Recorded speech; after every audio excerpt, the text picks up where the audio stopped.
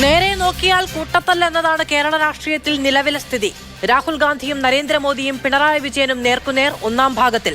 രാഹുലിന്റെ പേരിൽ പിണറായി വിജയനും വി.ഡി. സതീശനും രണ്ടാം ഭാഗത്തിൽ നേർക്കുനേർ. പിന്നെ പതിവിൻപടി സ്വന്തം കാര്യത്തിൽ മുഖ്യമന്ത്രിയും പ്രതിപക്ഷ നേതാവും തമ്മിൽ. ഞാൻ പോലും രാഹുലിനെ കുറിച്ച് ഇങ്ങനെയൊന്നും പറഞ്ഞിട്ടില്ലെന്ന് പ്രധാനമന്ത്രി. ഉന്തിന്റെ കൂടെ ഒരു തള്ളും. മുന്നണിയോ മുന്നിലടിയോ? ആരാണ് അതിരുകടക്കുന്നത്? മോദിക്കും രാഹുലിനും ഒരേ സ്വരമോ, മുഖ്യമന്ത്രിക്കും പ്രധാനമന്ത്രിക്കും ഒരേ സ്വരമോ? ഈ ചോദ്യങ്ങളാണ് സൂപ്പർ പ്രൈം ടൈം എന്ന വിശദമായ ചർച്ചയ്ക്ക് മുന്നോട്ട് വെക്കുന്നത്. നമ്മളോടൊപ്പം അതിഥികൾ ചേരും. CPM-ൽ നിന്ന് ശ്രീ KT കുഞ്ഞിക്കണ്ണൻ, കോൺഗ്രസിൽ നിന്ന് ശ്രീ റിജിൽ മാക്കുറ്റി, BJP സഹയാത്രികൻ ശ്രീ ഷാബു പ്രസാദ്, രാഷ്ട്രീയ നിരീക്ഷകൻ ശ്രീ NP ചേക്കുട്ടി. സ്വാഗതം വിശദമായ ചർച്ചയിലേക്ക്. ശ്രീ KT കുഞ്ഞിക്കണ്ണൻ, രാഹുലിനും മോദിക്കും കേരളത്തെക്കുറിച്ച് പറയുമ്പോൾ ഒരേ സ്വരം എന്നാണ് മുഖ്യമന്ത്രി പിണറായി വിജയൻ ഉയർത്തിയ വിമർശനം. തിരികെ പ്രതിപക്ഷ നേതാവ് വി.ഡി. സതീശൻ പറയുന്നു, മുഖ്യമന്ത്രിയുടെയും പ്രധാനമന്ത്രിയുടെയും പ്രസ്താവനകൾ തയ്യാറാക്കുന്നത് ഒരേ സ്ഥലത്ത് വെച്ചാണ്, ഒരേ സ്വരമാണ്, ഒരേ വാക്കുകളാണ്. അതായത് രാഹുൽ ഗാന്ധി ഉത്തരേന്ത്യയിൽ നിന്ന് ഒളിച്ചോടി എന്ന പരാമർശം ഇന്നലെ പ്രധാനമന്ത്രി നടത്തുന്നു, ഇന്ന് മുഖ്യമന്ത്രി നടത്തുന്നു എന്നുള്ളതാണ് പ്രതിപക്ഷ നേതാവിന്റെ വിമർശനം. അങ്ങനെ ഒരേ സ്വരം അവരുടേതാണ് എന്ന് നിങ്ങൾ പറയുമ്പോൾ അല്ല, ഒരേ സ്വരം നിങ്ങളുടേതാണ് എന്ന് പ്രതിപക്ഷം പ്രതിരോധിക്കുന്നു. യഥാർത്ഥത്തിൽ ആരുടെ സ്വരം തമ്മിലാണ് ചേർച്ച? അത് ഈ ചർച്ച കേൾക്കുന്ന എല്ലാവർക്കും മനസ്സിലാവും. ഇന്ത്യയിലെ കഴിഞ്ഞ ഒരു 10 വർഷക്കാലമായുള്ള രാഷ്ട്രീയ സംഭവങ്ങളെ നിരീക്ഷിക്കുന്ന ഒരു മാധ്യമപ്രവർത്തക എന്ന നിലക്ക് മാധുവിനും മനസ്സിലാവും.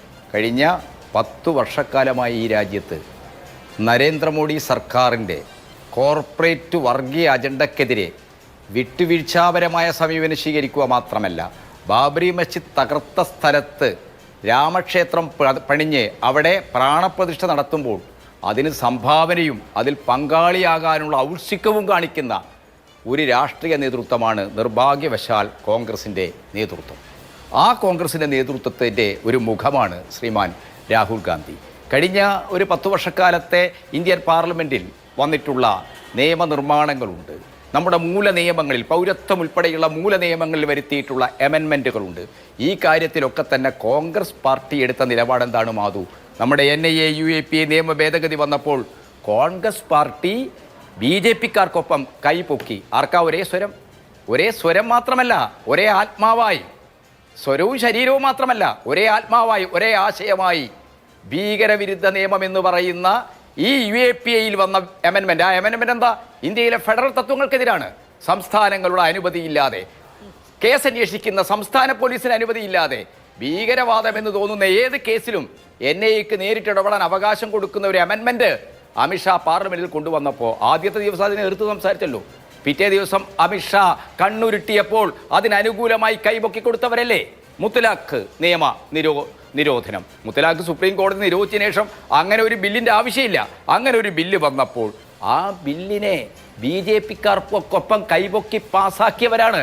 അപ്പൊ അന്ന് അതിനെ BJP-യുടെ ഒരു ഹിന്ദുത്വ അജണ്ടക്കെതിരെ മൃദു ഹിന്ദുത്വ സമീപനമാണ് കോൺഗ്രസിന്റേത് എന്നുള്ളത് എല്ലാ കാലത്തെയും CPM-ന്റെ വിമർശനം തന്നെയാണ്.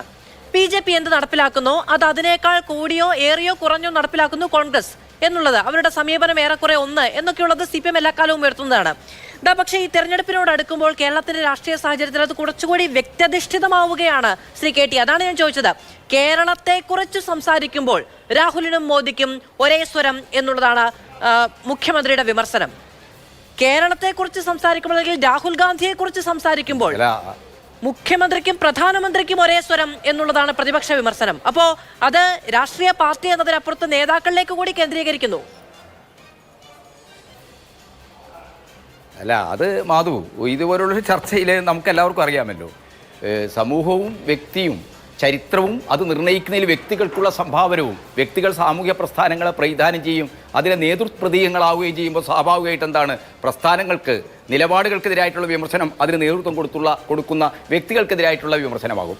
അത് വ്യക്തിനിഷ്ഠമാകുന്നത് വ്യക്തിപരമായ എന്തെങ്കിലും തേജോവധം നടക്കുമ്പോഴാണ്. ഇവിടെ എന്താ സംഭവിച്ചുകൊണ്ടിരിക്കുന്നത്? കഴിഞ്ഞ 10 വർഷക്കാലമായി കോൺഗ്രസ് BJP അജണ്ടയോട് സമരസപ്പെട്ടിട്ടുണ്ട്.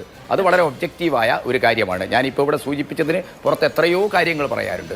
ഓരോ നിയമനിർമ്മാണ ഭേദഗതികളിലും കോൺഗ്രസ് എന്ത് നിലപാട് സ്വീകരിച്ചു എന്ന് ചോദിച്ചാൽ BJPയോട് ഒന്നുകിൽ സന്ധി ചെയ്തു, അല്ലെങ്കിൽ നിഷ്ക്രിയ നിലപാടെടുത്തു, അല്ലെങ്കിൽ പിന്തുണച്ചു. ഇതാണ് നമുക്ക് കാണാൻ കഴിയുന്നത്.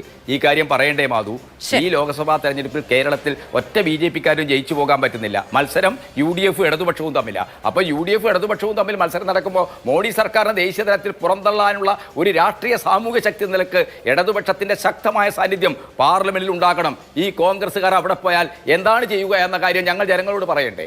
അത് പറയാനുള്ള ബാധ്യത, രാഷ്ട്രീയമായ ഉത്തരവാദിത്തം ഞങ്ങൾക്കില്ലേ? അതാണ് ഞങ്ങൾ ചെയ്തുകൊണ്ടിരിക്കുന്നത്. ശരി, ശ്രീ എൻ പി ചെക്കുട്ടി, ഈ തെരഞ്ഞെടുപ്പിനോടടുക്കുന്ന സമയത്ത് BJP എന്ന രാഷ്ട്രീയ പ്രസ്ഥാനത്തെ, സംഘപരിവാറിനെ ആര് ചെറുക്കുന്നു എന്ന ഒരു പ്രചാരണം, എന്ന മത്സരം തുടക്കത്തിൽ, പിന്നീട് അത് ഇങ്ങോട്ട് കേന്ദ്രീകരിക്കുന്നത് വലിയ രാഷ്ട്രീയ സമവാക്യങ്ങളെക്കുറിച്ചുള്ള ചോദ്യങ്ങളായാണ്. അവിടെ പക്ഷെ കഴിഞ്ഞ കുറേ ദിവസങ്ങളായി രാഹുൽ ഗാന്ധി, പിന്നീട് പിണറായി വിജയൻ, നരേന്ദ്രമോദി ഒക്കെ എല്ലാവരും വളരെ വ്യക്തിപരമായ ആക്രമണം, വ്യക്തിപരമായ പരിഹാസം, അധിക്ഷേപം, അഴിമതി ആരോപണം തുടങ്ങിയ കാര്യങ്ങളിലേക്ക് കൂടി കേന്ദ്രീകരിക്കുകയാണ്. നമുക്ക് പൊതുവെ പല മണ്ഡലങ്ങളിലും വ്യക്തി അധിക്ഷേപത്തിന്റെ രാഷ്ട്രീയമൊക്കെ കാണാൻ കഴിയുന്നുണ്ട്.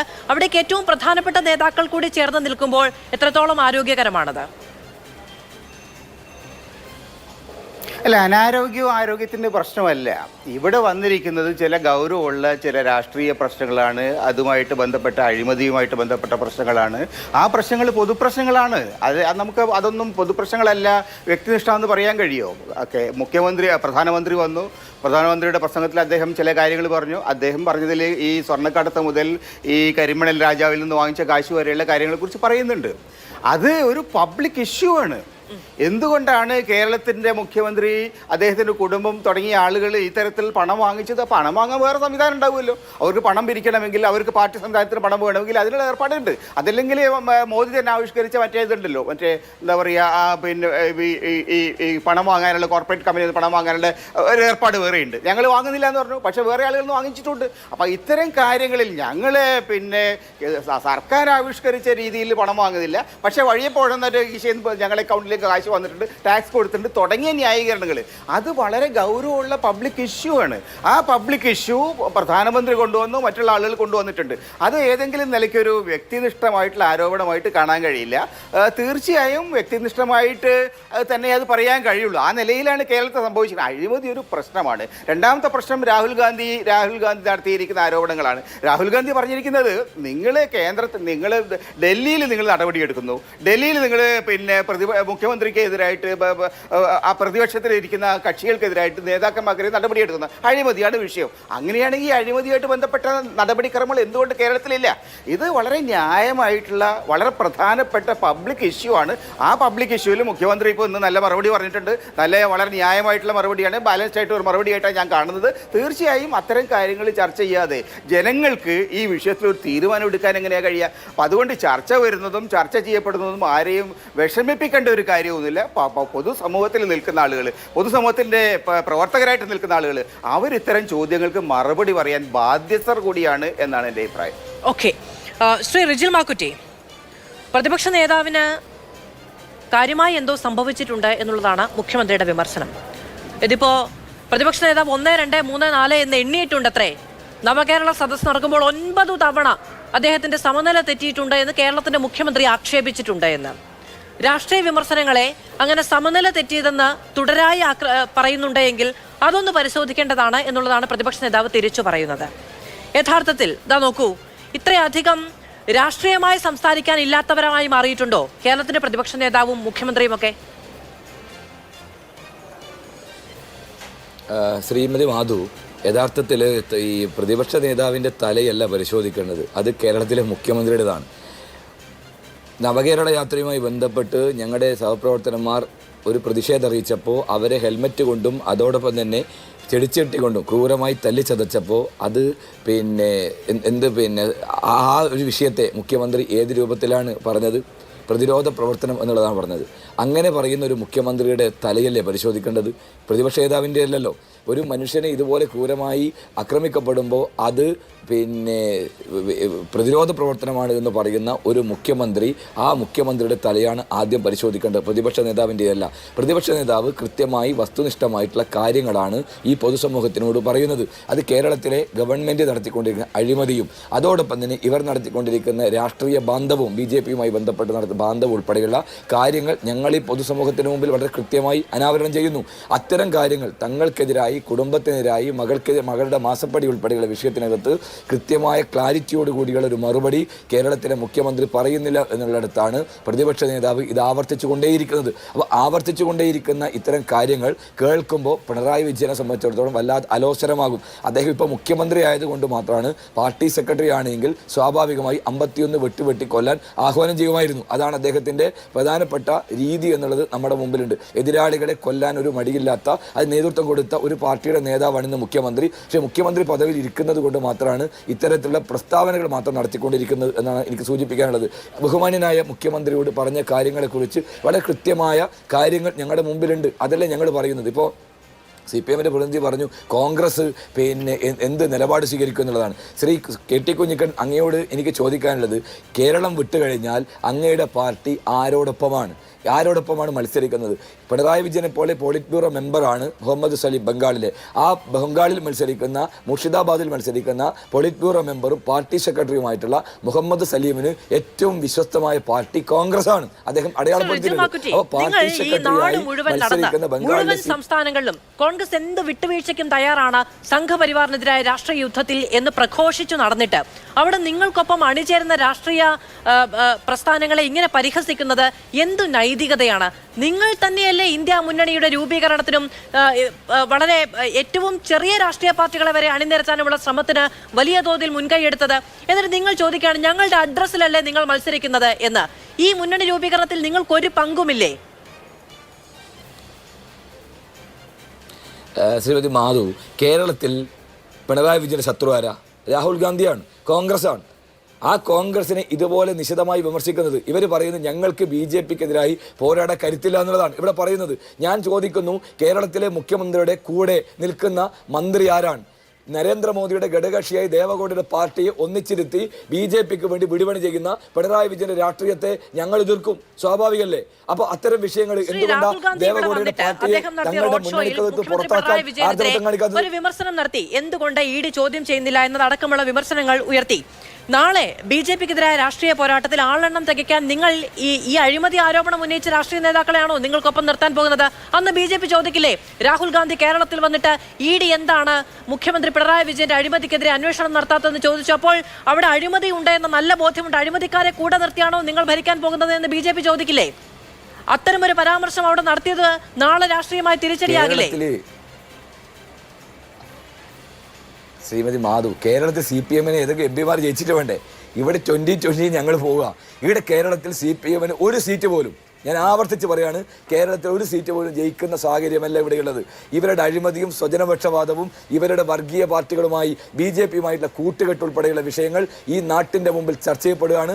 അതിനകത്ത് ക്ലാരിറ്റിയോടുകൂടി നിലപാട് സ്വീകരിച്ച രാജ്യത്ത് BJPക്കെതിരായിട്ടുള്ള പോരാട്ടങ്ങൾക്ക് ശക്തമായ നേതൃത്വം കൊടുക്കുന്ന രാഹുൽ ഗാന്ധിക്ക് അനുകൂലമായി, ഇന്ത്യ മുന്നണിക്ക് അനുകൂലമായി അതിശക്തമായ രൂപത്തിലുള്ള ജനകീയ വികാരം ഈ തെരഞ്ഞെടുപ്പിനകത്തുണ്ടാകും. അതുകൊണ്ട് കേരളത്തിൽ BJP കൊണ്ട് ഒരിക്കലും അങ്ങനെ ഭരിക്കേണ്ട സാഹചര്യം ഉണ്ടാവില്ല.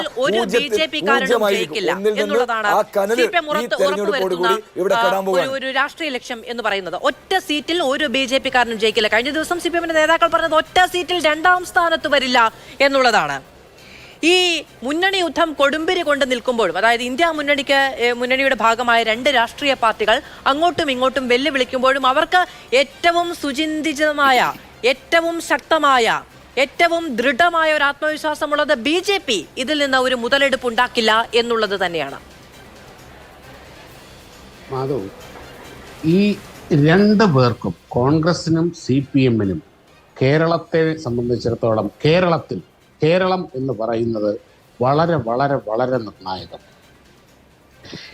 CPMനെ സംബന്ധിച്ചിടത്തോളം അടുത്ത തെരഞ്ഞെടുപ്പിൽ, ഇനി വരാൻ പോകുന്ന തെരഞ്ഞെടുപ്പിൽ ഈനാമ്പേച്ചിയോ മരപ്പട്ടിയോ ചിഹ്നം കിട്ടുമോ എന്ന ആശങ്കയിലാണ് അവർ ഇതിൽ മത്സരിക്കുന്നത്. ആ ദുരന്തം ഉണ്ടാകാതിരിക്കാൻ വേണ്ടി സ്വന്തം ചിഹ്നം കാത്തു രക്ഷിക്കുക എന്ന ഒരൊറ്റ അജണ്ട മാത്രമേ അവർക്കുള്ളൂ. അത് അവരുടെ നേതാവ് പ്രഖ്യാപിച്ചതാണ്. അല്ലാതെ ഡൽഹിയിൽ നരേന്ദ്രമോദി വരുന്നതോ BJP വരുന്നതോ ഒന്നും ഇന്ന് അവരുടെ വിഷയമല്ല. അവർക്ക് അവരെ വലിയ ഒരു അസ്തിത്വ പ്രതിസന്ധിയിലേക്കാണ് പോയിക്കൊണ്ടിരിക്കുന്നത്. മിനിമം 11 സീറ്റ് കിട്ടിയില്ലെങ്കിൽ അവരുടെ ദേശീയ പാർട്ടി പദവി നഷ്ടപ്പെടുന്ന അവസ്ഥ. അതെങ്ങനെയും കാത്തുരക്ഷിക്കുക എന്നുള്ളതാണ് അവരുടെ ഉദ്ദേശം. കോൺഗ്രസിനെ സംബന്ധിച്ചിടത്തോളവും കേരളം വളരെ വളരെ നിർണായകമാണ്. കഴിഞ്ഞ തെരഞ്ഞെടുപ്പ് നോക്കിക്കഴിഞ്ഞാൽ 2019 തെരഞ്ഞെടുപ്പിൽ കോൺഗ്രസിന് ഏറ്റവും അധികം സീറ്റ് കിട്ടിയ സ്ഥലം കേരളമാണ്. കോൺഗ്രസ് 2 അക്കം കടന്ന ഒരേ ഒരു സംസ്ഥാനം കേരളമാണ്. ഇത്തവണയും എന്തെങ്കിലും കിട്ടാൻ സാധ്യതയുണ്ടെങ്കിൽ അത് കേരളത്തിൽ നിന്നും മാത്രം.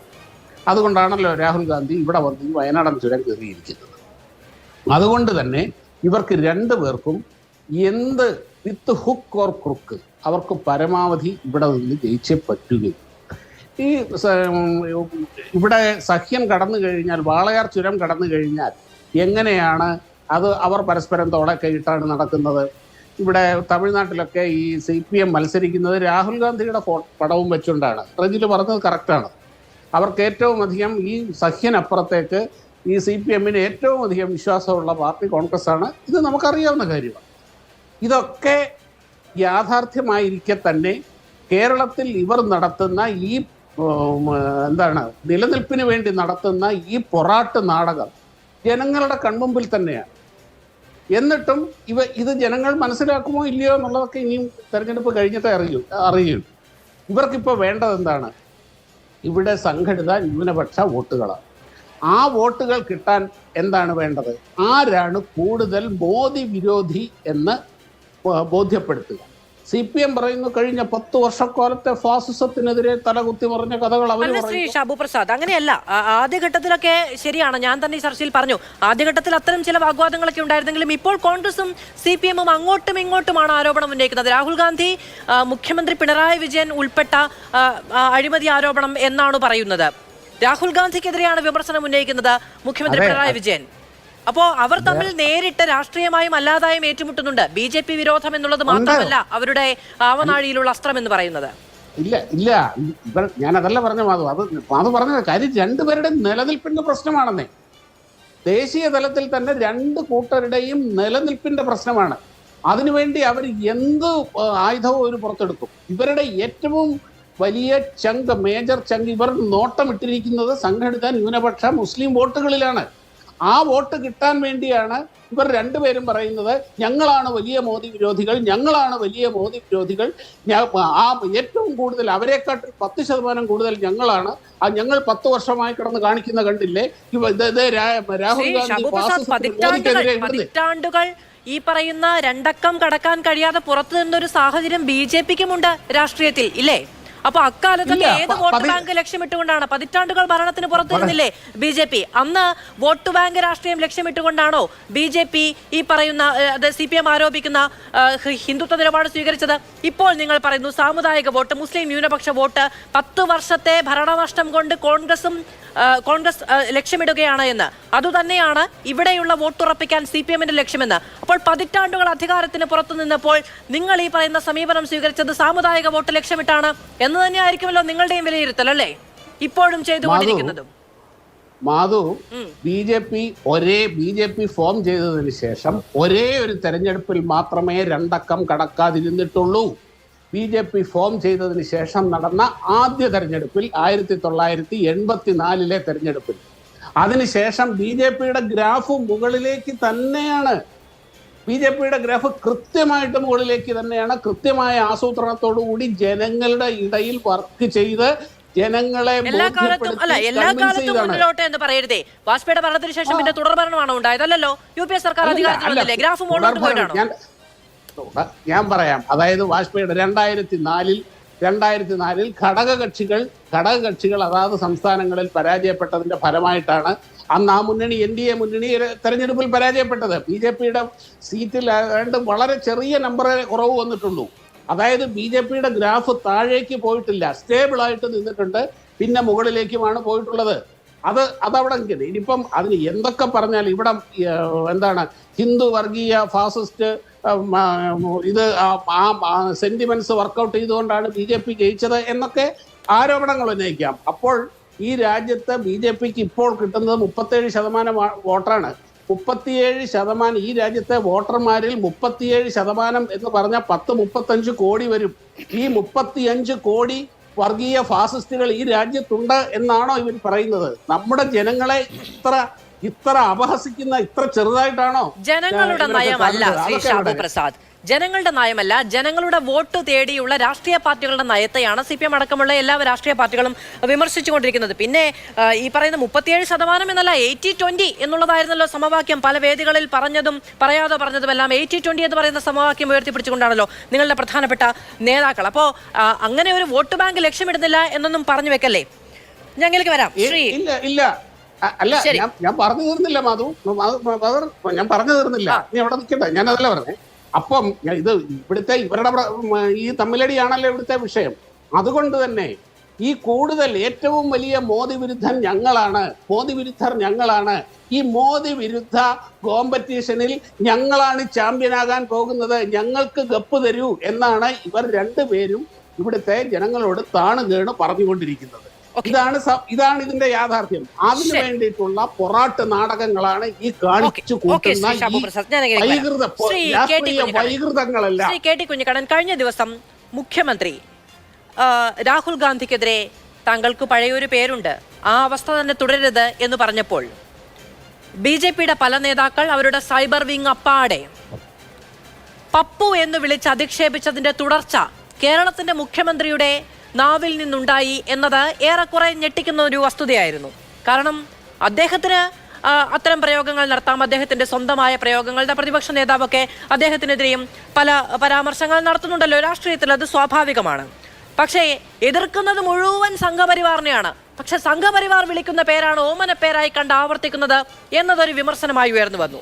ഇന്ന് നമ്മൾ ആദ്യം കേട്ടത് സ്മൃതി ഇറാനിയുടെ നാവിൽ നിന്നായിരുന്നു. ഒളിച്ചോടി വന്നതാണ്, അഭയം തേടി വന്നതാണ് രാഹുൽ ഗാന്ധി വയനാട്ടിൽ എന്ന്. അത് പിന്നീട് BJPയുടെ നേതാക്കൾ ആവർത്തിച്ചു പല വേദികളിൽ പറഞ്ഞു. ഇന്ന് കേരളത്തിന് മുഖ്യമന്ത്രി പറയുന്നു. അപ്പൊ BJP പറയുന്ന കാര്യങ്ങൾ അപ്പടി, BJP മുന്നോട്ട് വെക്കുന്ന അജണ്ടകൾ അപ്പടി, BJP പ്രയോഗിക്കുന്ന അധിക്ഷേപങ്ങൾ അപ്പടി ആവർത്തിച്ച് പറയേണ്ട എന്തു ബാധ്യതയുണ്ട് CPM-നും കേരളത്തിന്റെ മുഖ്യമന്ത്രിക്കും എന്നാണ് കോൺഗ്രസ് ചോദിക്കുന്നത്. BJPക്ക് രാഹുൽ ഗാന്ധിയോടുള്ള വിമർശനത്തിൻ്റെയോ അധിക്ഷേപത്തിൻ്റെയോ ഒരു തലത്തിലേയല്ല സഖാവ് പിണറായി വിജയൻ രാഹുൽ ഗാന്ധിയെ വിമർശിച്ചത്. കണ്ണൂരിൽ വന്ന് രാഹുൽ ഗാന്ധി നടത്തിയ പ്രസംഗം അങ്ങേയറ്റം ചൈൽഡിഷാണ്, അങ്ങേയറ്റം ബാലിശമാണ്. ആ ബാലാരിഷ്ടതയെ രാഹുൽ ഗാന്ധി 50 വയസ്സിലേറെ പ്രായമുള്ള ഒരു മനുഷ്യനാണ്. ആ രാഹുൽ ഗാന്ധിക്ക് ഇപ്പോഴും രാഷ്ട്രീയമായി സ്വന്തം ബാലാരിഷ്ടത മറികടക്കാൻ കഴിഞ്ഞിട്ടില്ല. രാഷ്ട്രീയത്തിൽ കൺസിസ്റ്റൻ്റായ നിലപാടെടുത്ത് പാർലമെൻറ്റിനകത്തും പുറത്തും പോരാടുന്നതിനപ്പുറത്ത് രാഷ്ട്രീയത്തെ എന്താണ് തൻ്റെ താല്പര്യങ്ങൾക്കനുസൃതമായ രീതിയിൽ ഇടയ്ക്ക് ജോഡോ യാത്ര നടത്തും, ഇടത്ത് കൊളംബിയയിലേക്കോ അമേരിക്കയിലേക്കോ ബ്രിട്ടനിലേക്കോ ഏതെങ്കിലും സുഖവാസ കേന്ദ്രത്തിലേക്ക് വരും, തിരിച്ചു വരും. ഇങ്ങനെയൊക്കെയുള്ള തൻ്റെ അതായത് വളരെ വളരെ വളരെ ബാലിശമായ ഒരു രാഷ്ട്രീയ സമീപനം രാഹുൽ ഗാന്ധിക്കുണ്ട്. അതിനെയൊക്കെ മറികടന്ന് രാഹുൽ ഗാന്ധി ദേശീയ തലത്തിൽ ഒരു പ്രതിപക്ഷ പാർട്ടിയെ നയിക്കുന്ന അതിൻ്റെ ഉയർന്ന മാനസിക തലമുള്ള ഒരാളായിട്ട് മാറണം. അങ്ങനെ മാറാതിരുന്നതിൻ്റെ ഒരു സൂചനയാണ് കണ്ണൂരിൽ രാഹുൽ ഗാന്ധി നടത്തിയ പ്രസംഗം. ഇന്ത്യയിലെമ്പാടും സംസ്ഥാന സർക്കാരുകളെ, സംസ്ഥാന ഭരണാധികാരികളെ വന്നിട്ട് ശ്രീ പിണറായി വിജയനെതിരെയും അദ്ദേഹത്തിന്റെ കുടുംബത്തിനെതിരെയും വിമർശനം ഉന്നയിക്കുന്ന സാഹചര്യം ഉണ്ടായിരുന്നു. എന്തായാലും രാഹുൽ ഗാന്ധിക്ക് എതിരെ ഉപയോഗിച്ചതുപോലെ ഒരു അധിക്ഷേപം, അതായത് നരേന്ദ്രമോദിക്ക് ബാലാരിഷ്ടതയുണ്ട്, നരേന്ദ്രമോദിക്ക് ബാലിശമായ വാദങ്ങളുണ്ട്, അദ്ദേഹത്തിന് ശിശു സഹജമായ നിഷ്കളങ്കതയുണ്ട് എന്നൊന്നും CPM പറഞ്ഞു കളയില്ലല്ലോ. പക്ഷെ വിമർശനം ഉന്നയിച്ചു. രാഹുൽ ഗാന്ധി പറഞ്ഞതിലും കടുത്ത വിമർശനം ഉന്നയിച്ചു, കുടുംബത്തിനെതിരെ വരെ വിമർശനം ഉന്നയിച്ചു. എന്തായിരുന്നു CPM-ന്റെ മറുപടി? പ്രധാനമന്ത്രിക്കെതിരെ വ്യക്തിപരമായ എന്തെങ്കിലും അപഹാസ്യം മുഖ്യമന്ത്രിയുടെ ഭാഗത്തുനിന്ന് ഉണ്ടായോ? CPM മിസ്റ്റർ മോഡിയുടെ പ്രസ്താവനയെ കാണുന്നത് മോഡി ടാർഗറ്റ് ചെയ്യുന്ന ഒരു സംസ്ഥാനവും ഒരു മുഖ്യമന്ത്രിയുമാണ് കേരളത്തിലേത്. കേരളത്തെ നരേന്ദ്രമോദി സർക്കാർ ടാർഗറ്റ് ചെയ്തിരിക്കുകയാണ്. ആ ടാർഗറ്റ് ചെയ്ത നരേന്ദ്രമോദിയുടെ രാഷ്ട്രീയ അജണ്ടയോടൊപ്പമാണ് കഴിഞ്ഞ കാലത്ത് കേരളത്തിലെ കോൺഗ്രസ്സുകാരും ദേശീയ തലത്തിലുള്ള കോൺഗ്രസ്സുകാരും തന്നത്. ഡൽഹിയിൽ കേരളത്തിന് അർഹതപ്പെട്ട സാമ്പത്തിക വിഹിതം, കുടിശ്ശിക, കടമെടുക്കാനുള്ള അവകാശം എല്ലാം നിഷേധിച്ചതിനെതിരെ ഇന്ത്യയിലെ മുഖ്യ പ്രതിപക്ഷ പാർട്ടികളെ ആകെ അണിനിരത്തി കേരളം സമരം ചെയ്തല്ലോ, ആ സമരമുഖത്തേക്കൊന്ന് തിരിഞ്ഞു നോക്കാനുള്ള ഒരു നിലപാട്, രാഷ്ട്രീയമായ ഒരു വിശാലത എന്തുകൊണ്ട് കോൺഗ്രസ്സുകാർക്കുണ്ടായില്ല? മാധു അവരോടത് ചോദിക്കണം, അല്ലാതെ എന്നോടല്ല ചോദിക്കുന്നത്. നരേന്ദ്രമോദി എന്നും ക്ഷുദ്രവികാരത്തോടെ ആണ് കേരളം സോമാലിയാണെന്ന് പറഞ്ഞ ആളാണ്, കേരളം കമ്മികളുടെയും ജിഹാദികളുടെയും നാടാണ് എന്ന് പറയുന്ന ആളാണ്, എന്ന് ദേശീയ തലത്തിൽ പ്രചരിപ്പിക്കുന്നതാണ്. നരേന്ദ്രമോദി രാഷ്ട്രീയമായിട്ട് ഞങ്ങളെ സംബന്ധിച്ചിടത്തോളം ശത്രു പട്ടികയിലാണ്. എന്നാൽ ഈ ശത്രുവിനെ എതിർക്കുന്നതിൽ വിട്ടുവീഴ്ച ചെയ്ത് കേരളത്തിനെതിരായിട്ട്, ഇടതുപക്ഷത്തിനെതിരായിട്ട് നരേന്ദ്രമോദിയുടെ രാഷ്ട്രീയ അജണ്ടയുമായിട്ട് പങ്കുവെപ്പ് നടത്തുന്നവരാണ് രാഹുൽ ഗാന്ധി മുതൽ സതീശൻ വരെയുള്ള ആളുകൾ. ആ സതീശന്റെ ഒരു തലത്തിലേക്ക്, അല്ലെങ്കിൽ രാഹുൽ മാക്കൂട്ടത്തെ പോലെയുള്ള ഈ പുതിയ കോൺഗ്രസ്സുകാരുടെ ഒരു തലത്തിലേക്ക് രാഹുൽ ഗാന്ധി നാണം കെട്ട രീതിയിൽ വരുന്നതാണ് നമ്മൾ കണ്ണൂർ പ്രസംഗത്തിൽ കണ്ടത്. അതിനെ വിമർശിക്കണ്ടേ മാധു? അതിന് ഉത്തരം കൊടുക്കണ്ടേ? ആ ചൈൽഡിഷായ വാദങ്ങൾ ദേശീയ തലത്തിൽ പ്രതിപക്ഷ ഐക്യത്തിന് വേണ്ടി ശ്രമിക്കുന്ന ഒരാളുടെ ഭാഗത്തുനിന്നുണ്ടാവാണോ? ശരി, അത് നമുക്ക് കോൺഗ്രസിന്റെ പ്രതിനിധിയോട് ചോദിക്കാം. ശ്രീ എൻ പി ചേക്കുട്ടി, ഇപ്പോൾ നരേന്ദ്രമോദി വിമർശിക്കുന്നത് അദ്ദേഹത്തിന്റെ രാഷ്ട്രീയമായ അജണ്ട മുന്നോട്ട് വെച്ചുകൊണ്ടുള്ള ഗൗരവതരമായ വിമർശനം, രാഹുൽ ഗാന്ധി വിമർശിക്കുന്നത് അദ്ദേഹത്തിന്റെ ബാലാരിഷ്ടതകൾ കൊണ്ടുള്ള ഒരു നിലവാരം കെട്ട വിമർശനം എന്ന രീതിയിലാണ് രണ്ട് രീതിയിലാണ് CPM അതിനെ കാണുന്നത്. രാഹുൽ ഗാന്ധി ഇതിനു മുൻപും കേരളത്തിൽ വന്നിട്ടുണ്ട്, ജോഡോ യാത്ര നടത്തുമ്പോൾ വന്നിട്ടുണ്ട്. അദ്ദേഹം കേരളത്തിലെ CPM-നെതിരെയോ രാഷ്ട്രീയ നേതൃത്വത്തിനെതിരെയോ ഒരു വിമർശനവും ഉന്നയിച്ചു കണ്ടിട്ടില്ല. അങ്ങ് വിചാരിക്കുന്നത് തിരഞ്ഞെടുപ്പിന് മുന്നിൽ നിൽക്കുമ്പോൾ കേരളത്തിലെ കോൺഗ്രസ് നേതാക്കളുടെ ഒരു സമ്മർദ്ദം കൊണ്ട് കേരളത്തിലെ CPM-നെതിരെ സംസാരിക്കാതെ പോകുന്നത് രാഷ്ട്രീയമായി തിരിച്ചടിയാകും എന്ന് വിചാരിച്ച് രാഹുൽ ഗാന്ധി നടത്തിയ വേണ്ടതില്ലാതിരുന്ന ഒരു വിമർശനമാണ് കേരളത്തിലെ മുഖ്യമന്ത്രിക്കെതിരെ ഉണ്ടായത് എന്നാണോ? അങ്ങനെയല്ല. യഥാർത്ഥത്തിൽ കഴിഞ്ഞ 5 കൊല്ലക്കാലം രാഹുൽ ഗാന്ധി കേരളത്തിൻ്റെ MP ആയിരുന്ന കാലത്ത് അദ്ദേഹം ഒരു പൊളിറ്റിക്കൽ ലീഡർ എന്ന നിലയിൽക്കും ഒരു പാർലമെൻറ്റേറിയൻ എന്ന നിലയിൽക്കും അദ്ദേഹം എടുത്ത സമീപനം നിങ്ങൾ നോക്കൂ. അദ്ദേഹം എല്ലാ കാലത്തും കേരളത്തിലെ സർക്കാരുമായിട്ട്, കേരളത്തിലെ ഭരണാധികാരികളുമായിട്ട്, കേരളത്തിലെ പൊളിറ്റിക്കൽ പാർട്ടികൾ, പ്രത്യേകിച്ച് ഇടതുപക്ഷത്തുള്ള പാർട്ടികളുമായിട്ട് യോജിച്ചാണ് നിന്നിട്ടുള്ളത്. ഒരു തരത്തിലുള്ള ഒരു കൺഫ്രണ്ടേഷൻ നിലപാട് അദ്ദേഹം എടുത്തിരുന്നില്ല. പക്ഷേ ഇപ്പോൾ സമീപകാലത്തായിട്ട് രാഹുൽ ഗാന്ധി രണ്ടാമത് തിരിച്ച് അദ്ദേഹം പാർലമെൻറ്റിലേക്ക് മത്സരിക്കാൻ വേണ്ടി വന്ന കാലം മുതൽ അദ്ദേഹം ഞാൻ ചോദിക്കട്ടെ, ഇപ്പോൾ രാഹുൽ ഗാന്ധിയെ പോലൊരു ദേശീയ നേതാവ് ഇന്ത്യയിൽ ഏത് മണ്ഡലത്തിൽ മത്സരിക്കില്ല, എന്താ കുഴപ്പമുള്ളത്? ഇപ്പം വയനാട്ടിൽ അദ്ദേഹം മത്സരിക്കുന്നത് രണ്ടാമത്തെ തവണയാണ്. അപ്പോൾ ആ സമയം മുതൽ അദ്ദേഹം വയനാട്ടിൽ മത്സരിക്കാൻ വേണ്ടി തുടങ്ങിയ സമയം മുതൽ വളരെ വ്യക്തിഗതമായിട്ട് അദ്ദേഹം സ്പെസിഫിക് ആയിട്ട് ടാർഗറ്റ് ചെയ്തുകൊണ്ട് കേരളത്തിലുള്ള ഇടതുപക്ഷ നേതാക്കൾ അറ്റാക്ക് ചെയ്തുകൊണ്ടേയിരിക്കുകയായിരുന്നു. അപ്പോൾ സ്വാഭാവികമായിട്ടും ഒരു അറ്റാക്ക് വരുമ്പോഴേ, ഇലക്ഷൻ്റെ മുന്നിലാണ്, ഇലക്ഷൻ സമയത്ത് ഒരു അറ്റാക്ക് വന്നു കഴിഞ്ഞാൽ അതിനോട് റിയാക്ട് ചെയ്യാനുള്ള ഉത്തരവാദിത്വം ബന്ധപ്പെട്ട രാഷ്ട്രീയ നേതാവിനുണ്ട്. രാഹുൽ ഗാന്ധി അതിന് മറുപടി പറയാതെ പോയി കഴിഞ്ഞാൽ അദ്ദേഹം വയനാട്ടിലെ ആളുകളോട് എന്ത് മറുപടി പറയും? വയനാട്ടിലെ ആളുകൾ ചോദിക്കുമ്പോൾ എന്ത് മറുപടി പറയും? അപ്പോൾ അതുകൊണ്ട് അത്തരം കാര്യങ്ങളിൽ അദ്ദേഹം കർശനമായിട്ട് നിലപാടെടുത്തു എന്നുള്ളതാണ് ഞാൻ മനസ്സിലാക്കുന്നത്. രണ്ടാമത്തെ ഒരു കാര്യം, അവർ പ്രചരിപ്പിക്കാൻ ശ്രമിക്കുന്നത് അവരിപ്പോൾ പ്രചരിപ്പിക്കാൻ അദ്ദേഹം വളരെ എന്താ പറയുക, ഒരു രാഷ്ട്രീയമായിട്ട് ഒരു ലോ ലെവൽ ക്യാരക്ടറാണ്, അദ്ദേഹത്തിൻ്റെ രാഷ്ട്രീയമായിട്ടുള്ള പക്വതയിൽ. ഇതൊക്കെ എങ്ങനെ രാജ്യത്തോട് പറയാൻ പറ്റും?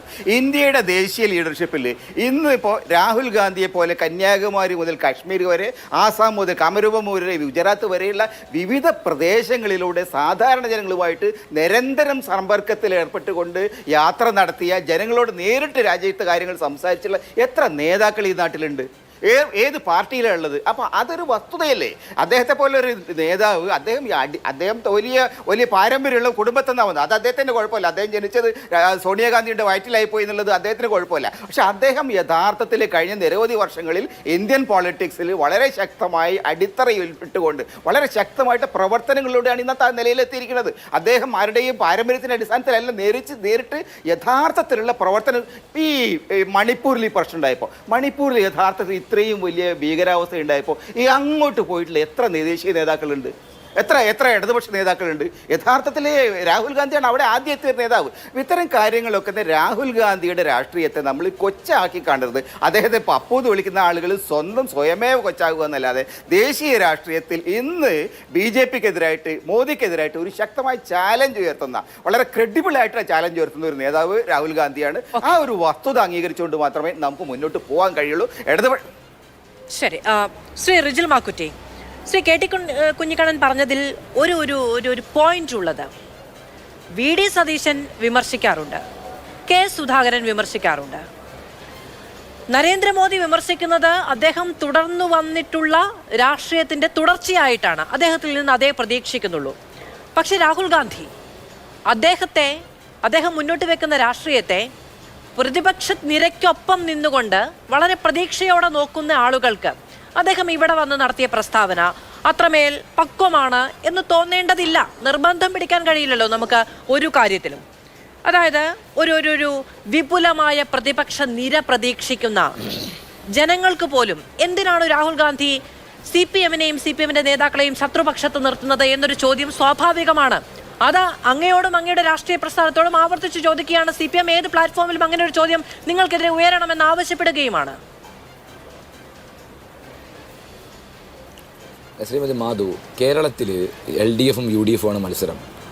ഇവിടെ മത്സരിക്കുന്നത് LDF UDF ആണ്. BJP യുടെ സംഭൂജരാണ്. BJP 3-ാം സ്ഥാനത്തല്ലാതെ ഒരു സീറ്റിൽ പോലും 2-ാം സ്ഥാനത്ത് എത്താൻ പോകുന്നില്ല.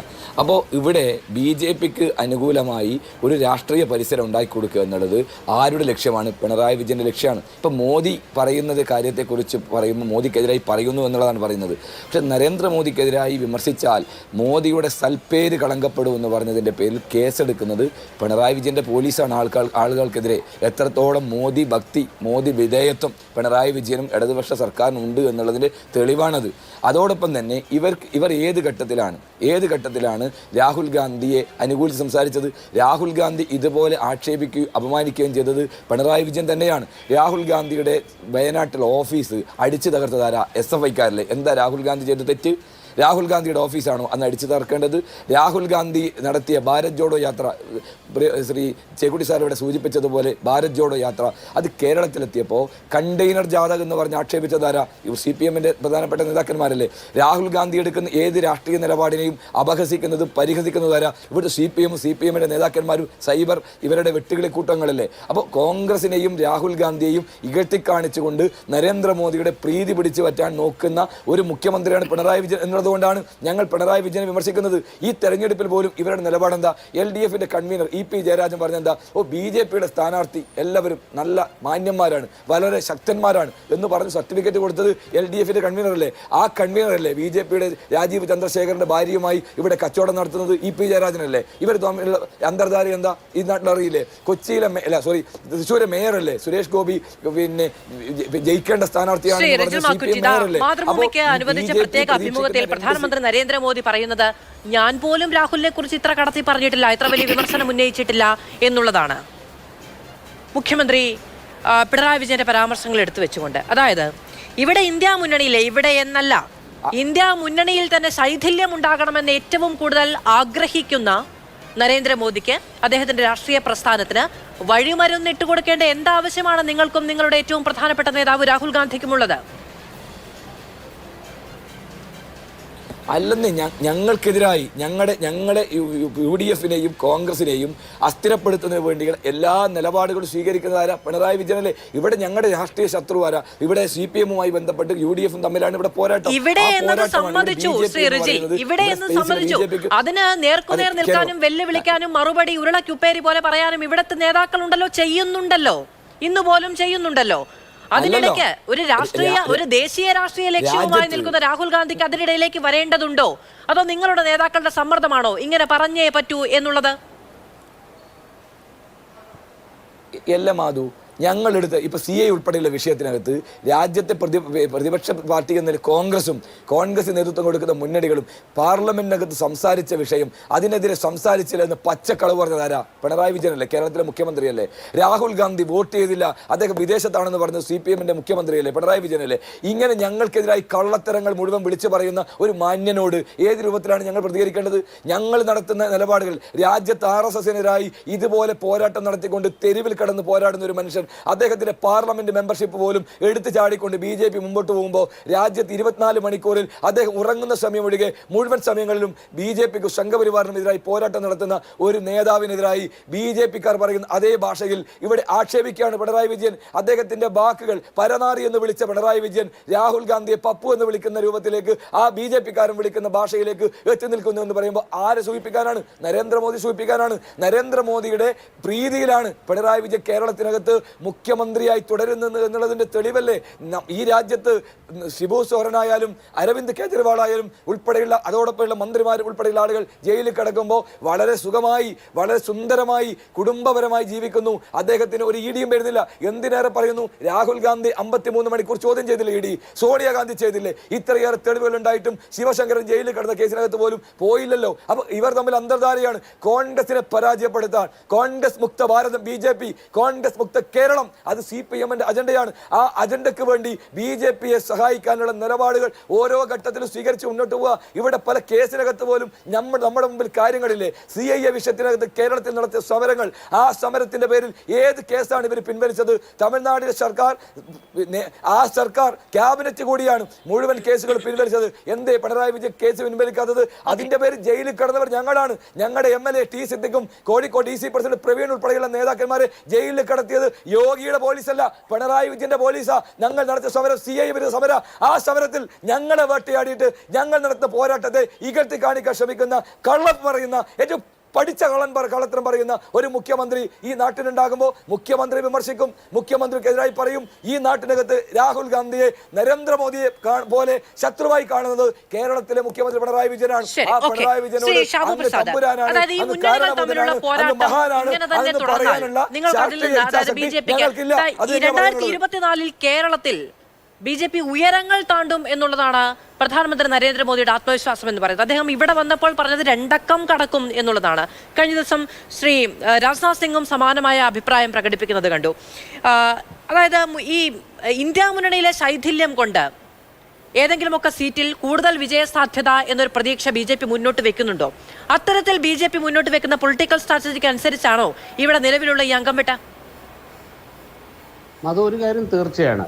കാര്യം ഇവർ തമ്മിലുള്ള ഈ ദേശീയ തലത്തിൽ ഇവർ തമ്മിലുള്ള ഈ കൂട്ടുകെട്ടും, ഈ കേരളത്തിൽ ഇവർ തമ്മിൽ ഈ ന്യൂനപക്ഷ വോട്ടുകൾക്ക് വേണ്ടിയിട്ടുള്ള ഈ വൃത്തികെട്ട ഈ എന്താണ് ഈ രാഷ്ട്രീയ വൈകൃതവും ഇത് ഈ നാട്ടിലെ ജനങ്ങൾ കണ്ടുകൊണ്ടിരിക്കുകയാണ്. ഇത് രാഷ്ട്രീയ വൈകൃതം എന്നുള്ളതല്ലാതെ മറ്റൊന്നും ഇതിന് പറയാൻ കഴിയില്ല. ഇത് കണ്ടുകൊണ്ടിരിക്കുന്ന ചിന്തിക്കുന്ന ജനങ്ങളുടെ മനസ്സിൽ ചില തീരുമാനങ്ങൾ ഉണ്ടാവില്ലേ? തീർച്ചയായിട്ടും ഉണ്ടാവില്ല. അതൊന്ന്. മറ്റൊന്ന്, അടുത്ത പ്രധാനമന്ത്രി നരേന്ദ്രമോദി സർക്കാർ അധികാരത്തിൽ തുടരും എന്നുള്ളത് ഈ പറയുന്ന എല്ലാവർക്കും വളരെ വ്യക്തമാണ്. ഈ എതിർക്കുന്നവർക്കും അറിയാം, ഒരു സംശയവുമില്ല, അതറിയാം. അങ്ങനെ ജയിക്കാൻ പോകുന്ന, രാജ്യം ഭരിക്കാൻ പോകുന്ന ഒരു പാർട്ടിയുടെ ഒപ്പം നിൽക്കണം എന്ന ഒരു ചിന്ത നമ്മുടെ വോട്ടർമാരുടെ ഇടയിൽ ഉണ്ട്. അത് വളർന്നിട്ടുണ്ട്. പ്രതിപക്ഷ ചേരിയിലെ എല്ലാ രാഷ്ട്രീയ പാർട്ടികളും ആവർത്തിച്ച് പറയുന്നത്, ഇവിടെ CPM-ഉം കോൺഗ്രസും എല്ലാം പറയുന്നത് ഈ മിഷൻ 400 ഒക്കെ മുന്നോട്ട് വെക്കുമ്പോഴും മുട്ടടിക്കുന്നുണ്ട് BJP-ക്ക്.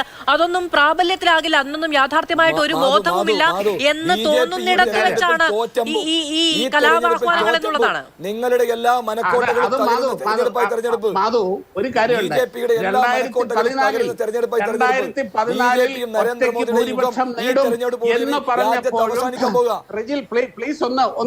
ഒരു ചുക്കും നേടില്ല.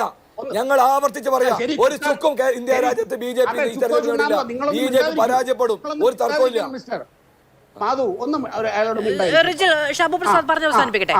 അതായത് 2014 BJP ഒറ്റയ്ക്ക് ഭൂരിപക്ഷം നേടും എന്ന് പറഞ്ഞപ്പോഴും ഇവർ ഇതൊക്കെ തന്നെയായിരുന്നു പറഞ്ഞിട്ടുള്ളത്. കാര്യം 1984 ശേഷം അങ്ങനെ ഒരു ചരിത്രം ഉണ്ടായിട്ടില്ല. 2019 കൂടുതൽ ഭൂരിപക്ഷത്തോടുകൂടി അധികാരത്തിൽ തിരിച്ചെത്തും എന്ന് പറഞ്ഞപ്പോഴും ഇവർ ഇതൊക്കെ തന്നെയായിരുന്നു പറഞ്ഞിട്ടുള്ളത്. ഇപ്പോൾ പറയുന്നു 400-ലധികം സീറ്റ് നേടി വൻ ഭൂരിപക്ഷത്തോടെ അധികാരത്തിൽ വരും എന്ന് പറയുമ്പോഴും ഇവർ അതൊക്കെ തന്നെയാണ് ഈ പറയുന്നത്. ഇനി 2029 ഇവരൊക്കെ ഈ പാർട്ടികളൊക്കെ ബാക്കിയുണ്ടെങ്കിൽ അന്നും ഇവർ ഇതൊക്കെ തന്നെ പറയും. ഇങ്ങനെ ഇതൊക്കെ പറഞ്ഞുകൊണ്ട് കാലം കഴിക്കാനാണ് ഇവരുടെ വിധി. ഈ പാർട്ടികളൊക്കെ ബാക്കിയുണ്ടെങ്കിൽ എന്ന് നമ്മൾ പറയുന്നത് ഒരു ജനാധിപത്യ രാജ്യത്ത് ഇരുന്നു കൊണ്ടാണ്. ഇവിടെ തിരഞ്ഞെടുപ്പും ജനാധിപത്യവും ബാക്കി ഉണ്ടാകില്ല എന്ന് അവർ പറയുന്ന ആരോപണത്തിന് സാധുത നൽകിയാണോ? അല്ലല്ല.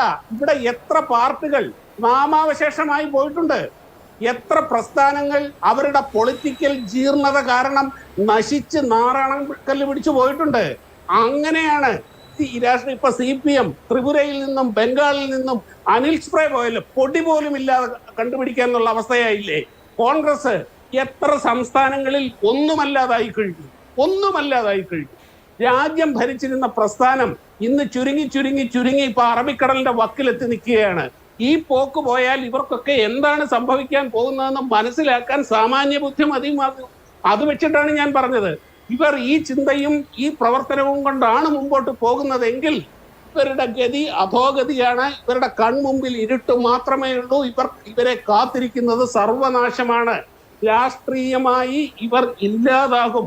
അതാണ് സംഭവിച്ചിട്ടുള്ളത്. അങ്ങനെ സംഭവിച്ചിട്ടുള്ള ഒരുപാട് രാഷ്ട്രീയ പാർട്ടികൾ ഈ രാജ്യത്തുണ്ട്. ഇപ്പൊ BSPയുടെ അവസ്ഥ എന്താ? ഹിന്ദു മഹാസഭയുടെ അവസ്ഥ എന്താ? CPIയുടെയും CPMന്റെയും ഒക്കെ ഇന്നിപ്പോ ഈ കേരളമില്ലെങ്കിൽ അവരുടെ അവസ്ഥ എന്താ? ഈ കേരളമില്ലെങ്കിൽ കോൺഗ്രസിന്റെ അവസ്ഥ എന്താ? ഇങ്ങനെ ജനാധിപത്യം ഈ രാജ്യത്ത് നിന്ന് പോവില്ല. പക്ഷേ ഇവരെ പോലെയുള്ള രാഷ്ട്രീയ പാർട്ടികൾ ഇല്ലാതാവാനുള്ള സാധ്യത വളരെ കൂടുതലാണ്. അല്ലാതെ ഇനി ഇത്തവണ ഒരിക്കൽ കൂടി മോദി അധികാരത്തിൽ വന്നാൽ ഇവിടെ ജനാധിപത്യമോ ഇവിടെ തെരഞ്ഞെടുപ്പോ ഉണ്ടാകില്ല എന്നുള്ളതാണ് CPM തുടർച്ചയായി മുന്നോട്ട് വെക്കുന്ന ഒരു വാദം എന്ന് പറഞ്ഞത്. നിങ്ങളുടെ ഇത്തവണത്തെ തെരഞ്ഞെടുപ്പ് ക്യാമ്പയിന്റെ ക്യാപ്ഷൻ തന്നെ ഇടതുണ്ടെങ്കിലേ നമ്മുടെ ഇന്ത്യയുള്ളൂ എന്നുള്ളതാണ്. പക്ഷെ നിങ്ങൾ ജീർണതയുടെ ഏറ്റവും അടിത്തട്ടിലാണ്. നഷ്ടപ്പെടാൻ ഇനി ഒന്നുമില്ലാതെ അറബിക്കടലിന്റെ അങ്ങേ മൂലയ്ക്ക് ഒതുങ്ങി നിൽക്കുകയാണ്. അടുത്ത തെരഞ്ഞെടുപ്പിന്റെ കാലത്ത് നിങ്ങൾക്ക് യാതൊരു നിലനിൽപ്പും ഉണ്ടാകില്ല, അടിസ്ഥാനം ഉണ്ടാകില്ല. ആദ്യഘട്ടത്തിൽ അദ്ദേഹം പറഞ്ഞത് നിങ്ങളുടെ ചിഹ്നം, നിങ്ങളുടെ ഒരു പ്രധാനപ്പെട്ട നേതാവ് പറഞ്ഞ ചില വാക്കുകൾ കടമെടുത്തുകൊണ്ട് അദ്ദേഹം പരിഹസിക്കുന്നുണ്ടായിരുന്നു. അതായത് ഇന്ത്യയിൽ ജനാധിപത്യത്തിൽ ഇനി തിരഞ്ഞെടുപ്പും ജനാധിപത്യവും അവശേഷിക്കില്ല എന്ന് നിങ്ങൾ പറയുമ്പോൾ നിങ്ങൾ അവശേഷിക്കില്ല എന്നുള്ളതാണ് BJPയുടെ ആത്മവിശ്വാസം.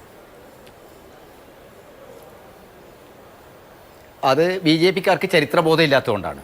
1939 ജർമ്മനിയിൽ തൻ്റെ സർവാധിപത്യം സ്ഥാപിച്ചതിന് ശേഷം പോളണ്ട് വഴി ലോകത്ത് കീഴടക്കാൻ യുദ്ധം ആരംഭിച്ച നാസി സേനക്ക്, ഹിറ്റ്ലർക്ക് എന്താ സംഭവിച്ചതെന്ന് നമുക്കറിയാം.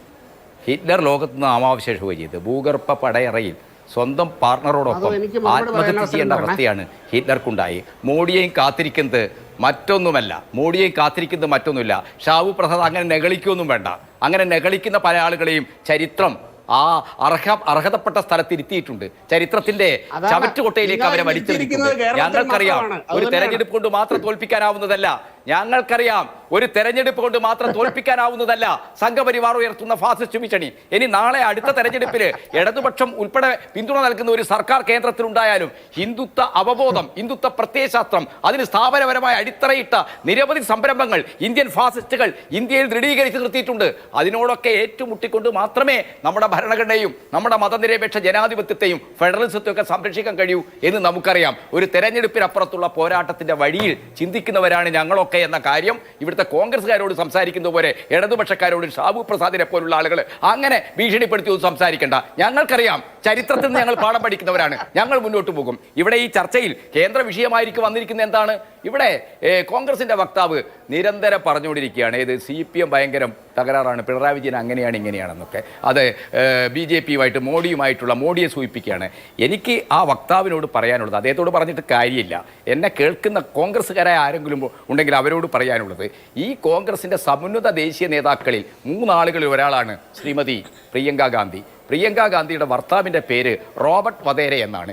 ഈ റോബർട്ട് വധേരക്കെതിരായിട്ട് 2018 ഹരിയാനയിലെ BJP സർക്കാർ റിയൽ എസ്റ്റേറ്റ് തട്ടിപ്പുമായി ബന്ധപ്പെട്ട് കേസ് രജിസ്റ്റർ ചെയ്തു. ആ കേസിൻ്റെ സ്ഥിതി എന്താ ഇപ്പോൾ? ആ കേസ് ഇപ്പോൾ നിലവിലുണ്ടോ? ആ കേസ് നിലവിലില്ലാതായി ബന്ധപ്പെട്ടുകൊണ്ടുള്ള ചില വിവരങ്ങളാണ് സ്റ്റേറ്റ് ബാങ്ക് ഓഫ് ഇന്ത്യ നമ്മുടെ ഇലക്ഷൻ കമ്മീഷൻ നൽകിയിരിക്കുന്ന ഇലക്ട്രൽ ബോണ്ടുമായി ബന്ധപ്പെട്ട വിശദാംശങ്ങളും വിവരങ്ങളും. ആ വിവരങ്ങൾ എന്താ പറയുന്നത്? 170 കോടി രൂപ മിസ്റ്റർ റോബർട്ട് വധേരയ്ക്ക് നേരിട്ട് ബന്ധമുള്ള DLF എന്ന് പറയുന്ന റിയൽ എസ്റ്റേറ്റ് കമ്പനി ഇലക്ട്രൽ ബോണ്ടായിട്ട് BJPക്ക് നൽകി. എന്നിട്ട് ഉളുപ്പില്ലാതെ ഇതുപോലുള്ള കേരളത്തിൻ്റെ പാനലിസ്റ്റുകളെ വേദികളിൽ വന്ന് ചാനൽ ചർച്ചകളിൽ വന്നിട്ട് ഉളുപ്പില്ലാതെ പറയുക പിണറായി വിജയനും CPMഉം ഒക്കെ മോഡിയുടെ ആളുകളാണ്. ആരാണ് മോഡിയുടെ ആളുകൾ? നിങ്ങൾക്കും മോഡിക്കും ഒരേ വർഗ താല്പര്യമാണ്, ഒരേ മൂലധന താല്പര്യമാണ്. നിങ്ങളുടെയും മോഡിയുടെയും ആളുകൾ ഒരേ സാമൂഹ്യ അടിസ്ഥാനങ്ങളിൽ നിന്ന് ഉയർന്നു വന്നവരാണ്. അതിൽ നിന്ന് വ്യത്യസ്തമായ സാമൂഹ്യ അടിസ്ഥാനവും വർഗാടിസ്ഥാനവും നിലപാടുകളുമുള്ള പാർട്ടിയാണ് CPMഉം ഇടതുപക്ഷ പാർട്ടികളും. ഞങ്ങളെ സംബന്ധിച്ചിടത്തോളം BJPയുടെ 10 വർഷക്കാലത്തെ, അത് നരകവർഷങ്ങളാണ് ഇന്ത്യയെ സംബന്ധിച്ചിടത്തോളം. നമ്മുടെ പൊതുമേഖല തകർത്തു, രാഷ്ട്രത്തിൻ്റെ സ്വാശ്രയത്വത്തെ തകർത്തു, നമ്മുടെ രാജ്യത്തിൻ്റെ മതനിരപേക്ഷ ജനാധിപത്യ സംവിധാനങ്ങളെ ഇല്ലാതാക്കി, പൗരത്വം പോലും മതാധിഷ്ഠിതമാക്കി. ആ ഗവർണർ ഗവൺമെന്റിനെ താഴെ ഇറക്കണം. അങ്ങനെ താഴെ ഇറക്കി വർഗീയ ഫാസത്തിനെതിരായിട്ടുള്ള പോരാട്ടം ശക്തിപ്പെടുത്തണം. ആ ഗവൺമെന്റ് പോയത് കൊണ്ട് മാത്രം കോൺഗ്രസ് ഭരിക്കുമല്ലേ ബാബരി മസ്ജിദ് പൊളിച്ചത്? കോൺഗ്രസ് ഭരിക്കുമല്ലേ 664 വർഷക്കാലത്തോളം അയോധ്യയിലെ മുസ്ലിം നിസ്കരിച്ച പള്ളിയുടെ താഴ് നെഹ്റുവിന്റെ കാലത്ത് പൂട്ടിയിട്ട പള്ളി ഇവിടുത്തെ ഹിന്ദുത്വ ശക്തികൾക്ക് തുറന്നു കൊടുത്തത്? കോൺഗ്രസ് ഭരിക്കുമ്പോഴല്ലേ 1989 അവിടെ ശിലാന്യാസം നടത്താൻ BJP-ക്കാർക്ക് RSS-കാർക്ക് അനുവാദം കൊടുത്തത്? അതുകൊണ്ട് കോൺഗ്രസും CPM-ഉം ഒക്കെ ഒരു ഗവൺമെന്റ് ഉണ്ടാക്കിയാലും കോൺഗ്രസിന്റെ ഹിന്ദുത്വാനുകൂല നിലപാടിനെതിരായി സമരം ചെയ്തുകൊണ്ട് മാത്രമേ നമുക്ക് BJP-യുടെ ഫാസിസ്റ്റ് അജണ്ടയെ പരാജയപ്പെടുത്താൻ കഴിയൂ. ആ ഒരു നിലപാടിൽ നിന്നുകൊണ്ടാണ് ഞങ്ങൾ ഈ തിരഞ്ഞെടുപ്പിനെ കാണുന്നത്. പരമാവധി ഇടതുപക്ഷ ഇന്ത്യ ഉണ്ടാകണമെങ്കിൽ നമ്മുടെ ഇടതുപക്ഷം വേണം. നമ്മുടെ ഇന്ത്യ എന്ന് പറയുന്നത് ഇടതുപക്ഷം കൂടി ചേർന്ന, അത് ഇടതുപക്ഷം എന്ന് പറയുന്നത് CPM-ഉം CPI ഒക്കെ ഉൾക്കൊള്ളുന്ന ഒരു രാഷ്ട്രീയ കക്ഷി മാത്രമല്ല, അത് മഹത്തായ ഒരു ആശയമാണ്. നെഹ്റു 1948 ഈ ബോംബെ പ്ലാന്റിയൊക്കെ അടിസ്ഥാനത്തിലുള്ള വ്യവസായ നയമൊക്കെ ഉപേക്ഷിച്ച് 1956 ഇടതുപക്ഷത്തിൻ്റെ ഒരു കാഴ്ചപ്പാടിൽ നിന്നുള്ള പ്ലാനിങ്ങിൻ്റെ ഒക്കെ അടിസ്ഥാനത്തിലുള്ള ഒരു പുതിയ വികസന നയം, വ്യവസായ നയം അംഗീകരിച്ചു. ആ വ്യവസായ നയം ഉൾപ്പെടെയാണ് ഇന്ത്യയുടെ വിപുലമായ പൊതുമേഖല സംഘാതം എന്ന് പറയുന്നത്. ആ പൊതുമേഖലകളെ മുഴുവൻ തകർക്കുന്ന ഡിസ്ഇൻവെസ്റ്റ്മെന്റിന് തുടക്കം കുറിച്ചത് കോൺഗ്രസ്. അതിന്റെ പൂർണ്ണമായ NMB എന്ന് പറയുന്ന നാഷണൽ മോണിറ്റൈസേഷൻ പൈപ്പ് ലൈൻ എന്ന് പറയുന്ന പൂർണ്ണമായ വിൽപ്പനയിലേക്ക് എത്തിയത് BJP-യാണ്. അതുകൊണ്ട് ഈ ഇടതുപക്ഷം എന്ന് പറയുന്നത് വലിയൊരാശയമാണ്. ഇന്ത്യയെ രൂപപ്പെടുത്തിയ മഹത്തായ ആശയമാണ്. അതുകൊണ്ടാണ് ഇവിടെ മാധു പറഞ്ഞതുപോലെ ഇന്ത്യ ഉണ്ടാകണമെങ്കിൽ എന്ത് വേണം? ഇടതുപക്ഷം. നിങ്ങളുടെ ക്യാപ്ഷനാണ് പറഞ്ഞത്, ഞാൻ പറഞ്ഞതല്ല. നിങ്ങളുടെ ഇത്തവണത്തെ തെരഞ്ഞെടുപ്പിനെ നേരിടാനുള്ള ക്യാപ്ഷനാണ്. പക്ഷേ ഇന്ത്യ ഉണ്ടാകണമെങ്കിൽ ഇടതുണ്ടാകണം എന്ന് പറയുന്നിടത്ത് ഇന്ത്യ ഉണ്ടാകില്ല എന്നുള്ളതാണ് BJP-യുടെ ആത്മവിശ്വാസം എന്ന് ഞാനൊരു ചോദ്യമായി പറഞ്ഞതാണ്. എന്റെ ക്യാപ്ഷനല്ല. പെട്ടെന്ന് വരാം. ശ്രീ റിജിൽ മാക്കുറ്റി, കേരളം ഉണ്ടെങ്കിലേ എന്തെങ്കിലും കിട്ടൂ എന്ന് പറയുന്നൊരവസ്ഥ നിങ്ങൾ CPM-നും കോൺഗ്രസിനും ഉണ്ട് എന്നുള്ളതാണ് BJP-യുടെ വിമർശനം. എന്തെങ്കിലും നിങ്ങൾ ലക്ഷ്യമിടുന്നത് 2020 ആണ് എന്നൊക്കെ പറയുന്നുണ്ടെങ്കിലും കേരളത്തിൽ വലിയ രാഷ്ട്രീയ അട്ടിമറി ഉണ്ടാകും എന്ന് CPM അവകാശപ്പെടുന്നുണ്ട്. എങ്കിലും കേരളത്തിൽ രണ്ടക്കമാണ് BJP അവകാശപ്പെടുകയും ആത്മവിശ്വാസം പ്രകടിപ്പിക്കുകയും ചെയ്യുന്നത്. ഇവിടുത്തെ ന്യൂനപക്ഷ വോട്ടു കേന്ദ്രീകരിച്ചുള്ള രാഷ്ട്രീയ വൈകൃതമാണ് CPM-ഉം കോൺഗ്രസും അരങ്ങിലാടുന്നത് എന്നുള്ളതാണ് ഏറ്റവും കടുത്ത വിമർശനം.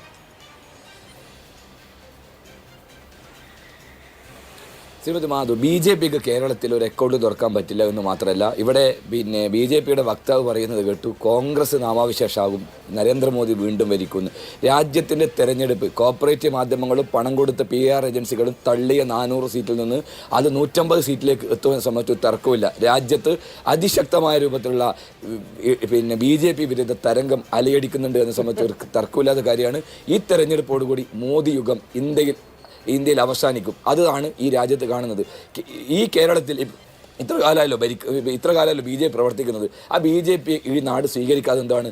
അവരുടെ വർഗീയ രാഷ്ട്രീയമാണ്, അവരെ ഭിന്നിപ്പിക്കുന്ന രാഷ്ട്രീയമാണ്. ആ ഭിന്നിപ്പിക്കാനും വർഗീയത പറയാനും എല്ലാ ശ്രമങ്ങളും നടത്തി ഇവരെ മുമ്പോട്ട് പോയി. ഇവിടെ മത്സരിക്കുന്നത് സുരേന്ദ്രന് കുറച്ച് പണം കടത്താൻ, കുഴൽപ്പണം കടത്താനുള്ള ഒരു അവസരം കിട്ടുമെന്ന് നോക്കിയിട്ടാണ് ഇപ്പോൾ രാഹുൽ ഗാന്ധിക്ക് എതിരെ പോലും മത്സരിക്കുന്നത്. ഉള്ളിയുടെ വില പോലും ഇല്ലാത്ത അവസ്ഥയിലാണ് BJP-യുടെ അവസ്ഥ എന്നുള്ളത് നമുക്ക് വളരെ കൃത്യമായിട്ട്. അത് കേരളത്തിൽ അത് കണ്ട് നിങ്ങൾ ഏതെങ്കിലും തരത്തിൽ എന്തെങ്കിലും ആകുമെന്ന് കണ്ട് നിങ്ങൾ സ്വപ്നം കാണണ്ട. അത് നടക്കില്ല. BJP-യോട് പറയാനുള്ളത്. അതോടൊപ്പം CPM പറയുന്നത് ഇന്ത്യയിൽ ഇടതുപക്ഷം വേണം. ഈ സാമ്പാറിൽ കായം കലക്കുന്നത് പോലെയാണ് ഈ പാർട്ടിയുടെ അവസ്ഥ. എന്താ നമുക്കറിയാം. 543 സീറ്റിൽ ഇവരെവിടെയാണ് മത്സരിക്കുന്നത്? ഇവരെന്ത് പോരാട്ടം നടത്തുന്നത്? ഇവരെ വർത്തമാനം കേട്ടപ്പോയിരിക്കും ഇവരാണ് ഉത്തരം താകുന്ന പല്ലിയെ പോലെയാണ്, ഞങ്ങളാണ് ഇന്ത്യയെ പിടിച്ചെടുത്തത്. നിങ്ങൾ എവിടെയാണ് BJP-ക്കെതിരെ ഫൈറ്റ് ചെയ്യുന്നത്? പറയൂ. നിങ്ങളുടെ രാഷ്ട്രീയ അസ്തിത്വം എന്താണ് ഇന്ത്യ രാജ്യത്ത്? നിങ്ങൾ പറയണ്ടേ? നിങ്ങൾ ഈ രാജ്യത്ത് BJP-ക്ക് വേണ്ടിയുള്ള എല്ലാ സംവിധാനം ഒരുക്കി കൊടുത്തവരല്ലേ? നിങ്ങൾ പഴയ ചരിത്രമൊക്കെ പറയുന്നല്ലേ? 87 ഈ രാജ്യത്ത് ഏകീകൃത സിവിൽ കോഡ് വേണമെന്ന് പറഞ്ഞത് ആരാ? നിങ്ങളല്ലേ അതിന് തുടക്കമിട്ടത്. സംഘപരിവാറിന് വളമിട്ട് കൊടുത്തത് നിങ്ങളല്ലേ? എന്തിനു പറയുന്നു? ബാബറി മസ്ജിദിന്റെ രഥമുരുത്താൻ പോയ അദ്വാനിയെ കൊണ്ടുവന്ന് തെരഞ്ഞെടുപ്പ് കൺവെൻഷൻ ഉദ്ഘാടനം ചെയ്ത പാർട്ടിയല്ലേ നിങ്ങൾ? VP സിംഗിന് പിന്തുണ കൊടുക്കുമ്പോൾ നിങ്ങളുടെ കൂടിയാരാ? ലാൽകൃഷ്ണ അഡ്വാനി, അടൽ ബിഹാരി വാജ്പേയി അല്ലേ? ഹർഷകേശൻ സുർജിത്തും ജ്യോതി ബാസുവിന്റെയും EMS-ന്റെയും ഒക്കെ കൂടെ ഒന്നിച്ചിരുന്ന് ചായ സൽക്കാരം നടത്തിയവരല്ലേ? നിങ്ങളല്ലേ BJP-ക്ക് രാജ്യത്ത് സ്പേസ് ഉണ്ടാക്കി കൊടുത്തത്?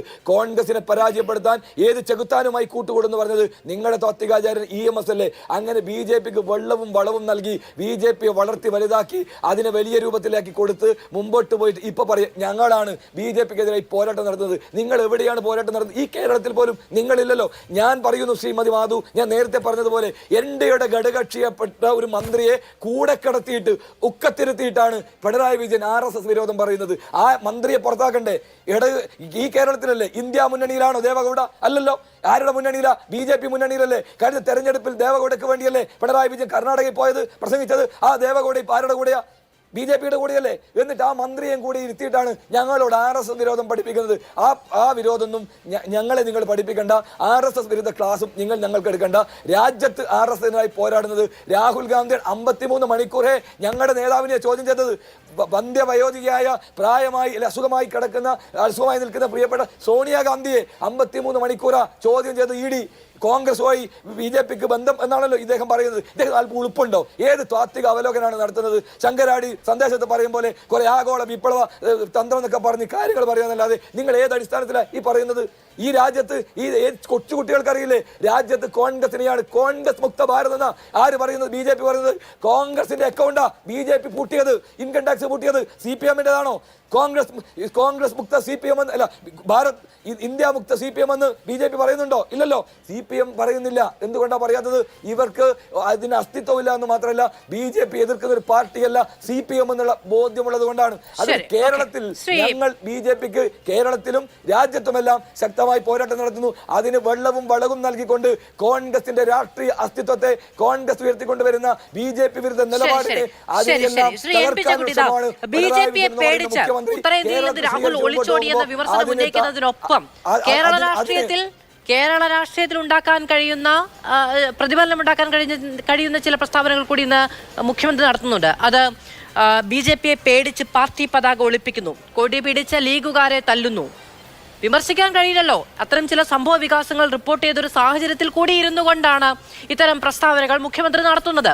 അപ്പോ ഈ രാഷ്ട്രീയ നയരൂപീകരണത്തിൽ കോൺഗ്രസിനും BJPയെ ചെറുക്കാനാണെങ്കിലും BJPയെ എതിർക്കാനാണ് എങ്കിലും കൃത്യമായ നില സ്വീകരിക്കാൻ കഴിയാത്ത സാഹചര്യം ഉണ്ടാകുന്നുണ്ട്. അല്ല, അതിലെന്താ പ്രോബ്ലം എന്ന് വെച്ചാൽ രാഹുൽ ഗാന്ധി കേരളത്തിലേക്ക് ഓടി രക്ഷപ്പെട്ടതാണ്. ആ തരത്തിലുള്ള ആരോപണത്തിന് എന്താ അർത്ഥമുള്ളത്? രാഹുൽ ഗാന്ധി കഴിഞ്ഞ ദിവസം പറഞ്ഞു എനിക്ക് അമേഠിയിൽ മത്സരിക്കുന്നതിന് ബുദ്ധിമുട്ടില്ല, പാർട്ടി പറയുകയാണ് ഞാൻ അവിടെ മത്സരിക്കും. അദ്ദേഹം മത്സരിക്കുകയോ ഇല്ലയോ എന്നുള്ളത് ഒരുപക്ഷേ ഈ ആഴ്ച തീരുമാനിക്കും. കാരണം അമേഠിയിലെ ഇലക്ഷന് പിന്നീടുള്ള സെക്കൻഡ് റൗണ്ടിൽ തേർഡ് റൗണ്ടിലോ വരുന്നതാണ്. അപ്പം അദ്ദേഹം ആ കാര്യങ്ങൾ ഇപ്പോൾ തന്നെ അനൗൺസ് ചെയ്യേണ്ട കാര്യമില്ല. ഇപ്പോൾ പ്രാക്ടിക്കലായിട്ടുള്ള പൊളിറ്റിക്സിൻ്റെ ഇഷ്യൂ ഉണ്ട്. അപ്പോൾ അതുകൊണ്ട് അദ്ദേഹം വയനാട്ടിൽ മത്സരിക്കുന്നു എന്നുള്ളത് എന്തിനാണ് ഒരു വിഷയമാക്കേണ്ടത്? ഇനി രണ്ടാമത്, വയനാട്ടിൽ അദ്ദേഹം മത്സരിക്കുന്ന സമയത്ത് അദ്ദേഹത്തിൻ്റെ കൊടിയാണോ അവർ ഉയർത്തേണ്ടത്, മറ്റുള്ള കൊടിയാണോ ഉയർത്തേണ്ടത്, അല്ല പാർട്ടിയുടെ ചിഹ്നമാണോ ഉയർത്തേണ്ടത്? അതൊക്കെ അവരല്ലേ നിശ്ചയിക്കേണ്ടത്. ഇത്തരം കാര്യങ്ങൾ മുഖ്യമന്ത്രി ഇതിനാണ് ബുദ്ധിമുട്ടുന്നത്. അദ്ദേഹത്തിൻ്റെ കൊടിയോ അദ്ദേഹത്തിൻ്റെ ചിഹ്നമോ വല്ലതും ഉണ്ടോ നോക്കുക എന്നല്ലാതെ സ്വന്തം പാർട്ടി പരിപാടികൾക്ക് കൊടിയുണ്ടോ ചിഹ്നമുണ്ടോ, അടുത്ത ഇലക്ഷൻ കഴിഞ്ഞാൽ നമുക്ക് ഈ ചിഹ്നം കിട്ടുമോ തുടങ്ങിയ കാര്യങ്ങളല്ല അദ്ദേഹം ആലോചിക്കേണ്ടത്. കോൺഗ്രസിൻ്റെ ഇലക്ഷൻ എങ്ങനെ നടത്തുന്നുള്ളത് കോൺഗ്രസ്സുകാരല്ലേ നിശ്ചയിക്കേണ്ടത്. ഇത്തരം കാര്യങ്ങൾ വളരെ ബാലിശമാണ്. അത് കോൺഗ്രസിനോടുള്ള ഒരു തരത്തിലുള്ള രാഷ്ട്രീയമായ പക്വത ഇല്ലായ്മ അത് കാണിക്കുന്നത്. മുഖ്യമന്ത്രിയെ പോലുള്ള ഒരാള് മറുപടി പറയാനുണ്ടെന്ന് പറയുന്നുണ്ടായിരുന്നു. ശ്രീ ഷാബു പ്രസാദ്, പെട്ടെന്ന് ചോദ്യമില്ല. വേറൊന്നുമില്ല.